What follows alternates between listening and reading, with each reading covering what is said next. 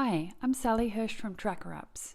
We're an edtech company that helps students and teachers with tracking skill development. We've put together this short video with some quick tips on how to support students learning online. This is part 1 with advice for teachers. If you'd like information just for parents, then check out part 2. The sudden shift to online learning means that there are now huge amounts of tech tools available to support this. This video is not a review of those tools or a recommendation of which ones to use. Why not? Because research into online learning shows that choice of technology is not going to be the deciding factor in student success. So what is the strongest factor? It might surprise you to learn that these are exactly the same as in a face-to-face classroom: student skills and teacher behaviours.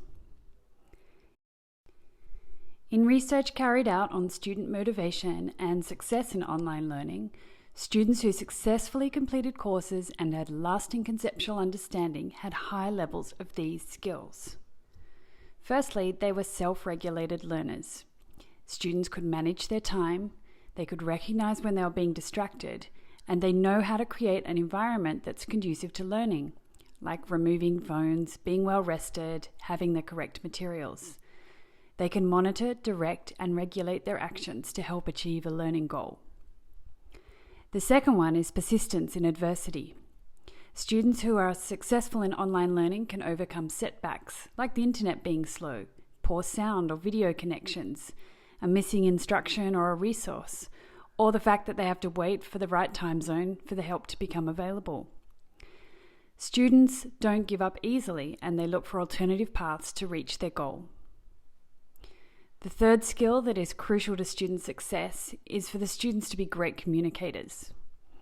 Don't get mistaken in thinking that this means students who speak up or who tend to be extroverts. Students with strong communication skills succeed because they know how to seek help or collaborate using various communication channels.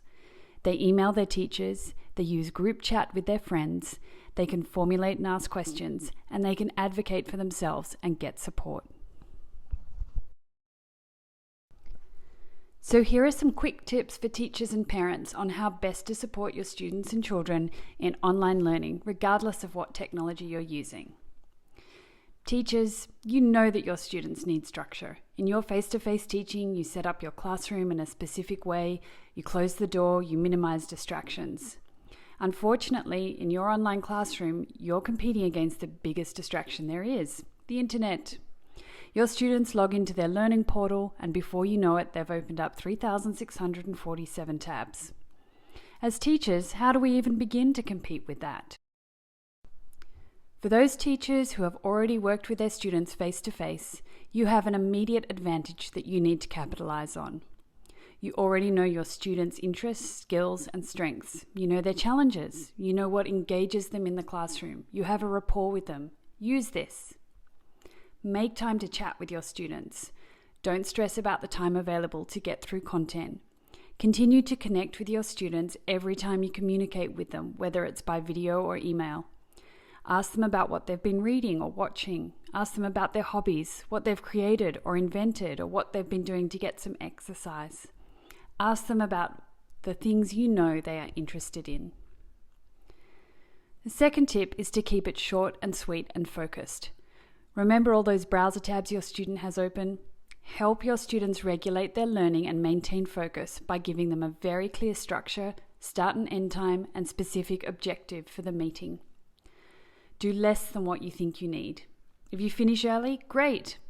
This is not the time to think like a brand new teacher and over-prepare 3 hours of activities for a 45-minute lesson just in case. The third tip for teachers is to keep it regular and reassuring. Maintain structure for your students by scheduling classes and check-ins on a regular basis. Be flexible with the students on what format they want. This is similar to the essential agreements that you would set up in a face-to-face classroom. Agree with your students on a regular email or joining a class hangout or whatever tools and modes you are using.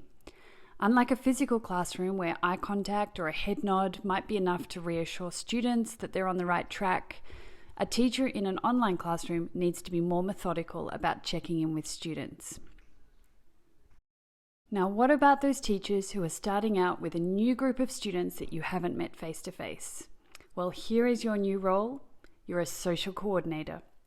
Imagine you're the host of a fantastic party where every other attendee is incredibly awkward and painfully shy. You will need to make direct introductions between students. For example, Lorene, this is Jack. Jack, Lorene. Jack likes stand-up comedy, art, and his favourite colour is yellow.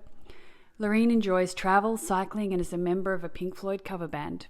I know you're both interested in the circular economy, so you might find it useful to connect for this project.